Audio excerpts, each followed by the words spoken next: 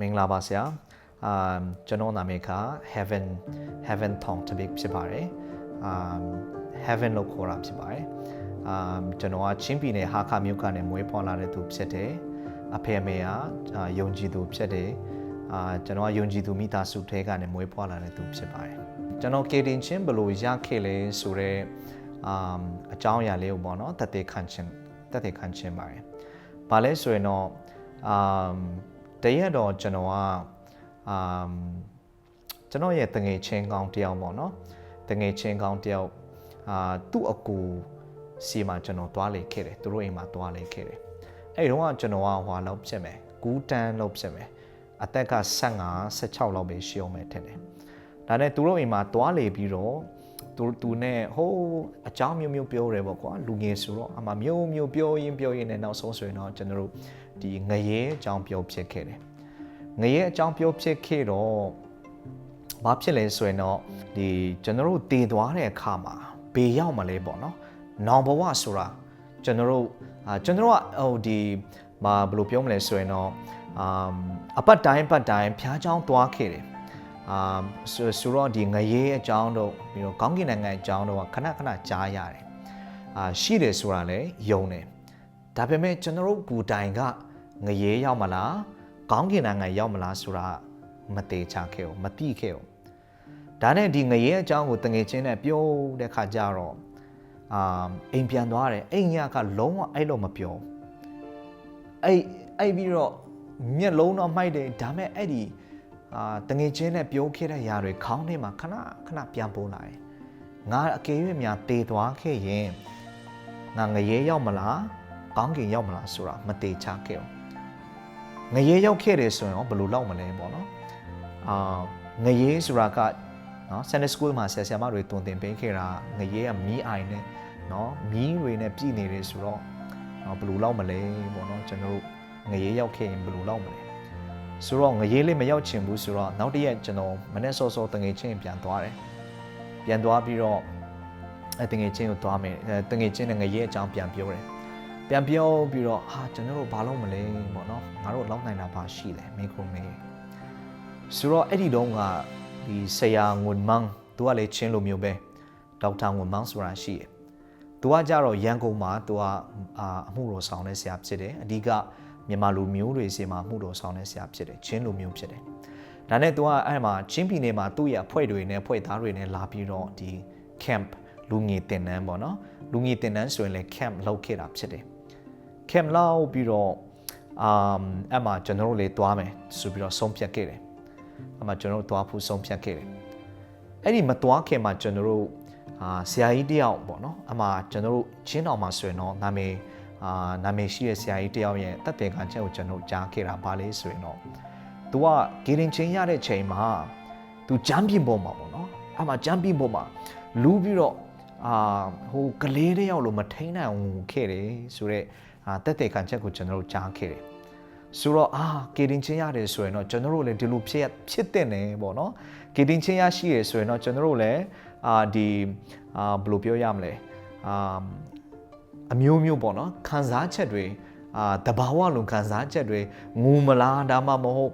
ဂျမ်းပြင်ပေါ်မှာလူမလားမျိုးပေါ့နော်အဲ့လိုမျိုးကျွန်တော်မျှော်ခဲ့တယ်ဒါမှမဟုတ်အခြားသောဘာသာစကားပြောမလားမျိုးကျွန်တော်မျှော်ခဲ့တယ်ဒါနဲ့ကျွန်တော်ကအဲ့ဒီတင်တန်းလူငယ်တင်တန်းဒီဗာလဲ campaign မှာတွားခဲ့တယ်တွားပြီးတော့ကျွန်တော်တို့ကပထမရက်မှာဒီအပြစ်တရားအကြောင်းသင်ပေးခဲ့တယ်ဒုတိယရက်မှာသူတို့ကအပြစ်တရားအကြောင်းပဲသင်ပေးခဲ့တယ်အဲ့နဲ့တငယ်ချင်းကိုမေးတယ်ညောင်စလုံးကျွန်တော်တို့ကဟိုးဒီအဲ့ဒီတုန်းကလူများတယ်ဆိုတော့အားလုံးပြည့်နေတယ်ဆိုတော့ကျွန်တော်တို့နေတဲ့နေရာအဲ့မဲ့နေရာလေကောင်းမရခဲ့ဘူးဟိုးဖျားเจ้าရင်အောက်လေးမှာဂျာဒီပေါ့နော်မြေကြီးအဲ့တုန်းကဟိုတမန်တလင်းတော့မခင်းသေးဘူးအဲ့မြေကြီးပေါ်မှာပဲဖြာကလေးခင်းပြီးတော့အဲ့ဖြာပေါ်မှာအဲ့ခဲ့တယ်ဒါနဲ့ပထမရက်ပြီးတဲ့အခါမှာတငယ်ချင်းကိုမင်းခဲ့တယ်နင်ကေတင်ချင်းရပြီလားနင်တခုခံစားပြီလားမင်းခဲ့တယ်ဒါနဲ့ तू ကဘာမှမခံစားသေးဘူးတဲ့ဒုတိယရက်လည်းဘာမှမခံစားသေးဘူးဒါနဲ့တတိယရက်ရောက်တဲ့ခါကျတော့ဗာလဲဆိုရင်တော့ဆရာကြီးကဆရာကြီးငွန်မန်းကဘာပြောလဲဆိုရင်တော့ကျွန်တော်တို့ကေတင်ချင်းဆိုတာကျွန်တော်ရဲ့စိတ်ခံစားချက်ပေါ်မှာမမူတည်ဘူးကေတင်ချင်းဆိုတာကနော်ဒီ ဒီ supernatural ကေတင်ချင်းဆိုတာကနော်ဒီဘယ်လိုပြောရမလဲဆိုရင်တော့ဂျမ်းပြေမှာလူတာတော့ငူတော့ငူမှပဲကေတင်ချင်းရတာမဟုတ်ဘူးပေါ့နော်ကေတင်ချင်းဆိုတာကငါတို့နောင်တရပြီးတော့ယေရှုဖခင်က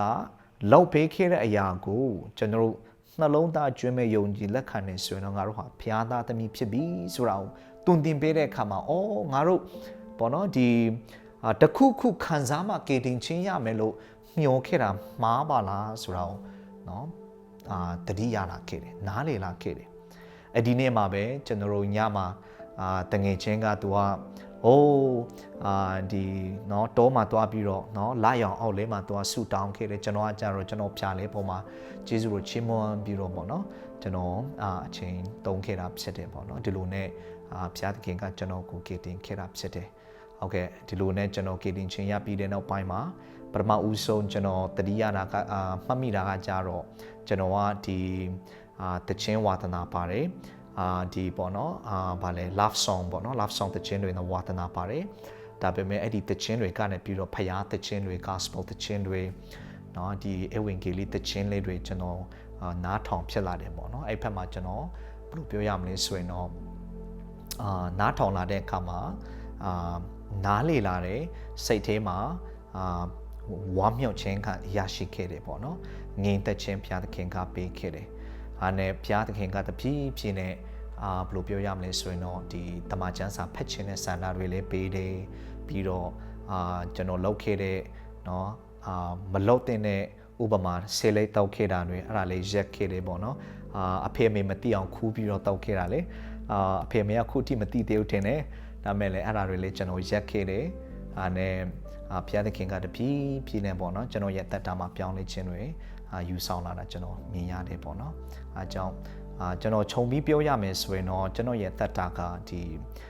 ကေတင်ချင်းရရှိဖို့ဆိုရင်တော့ဘုရားသခင်ကငရေ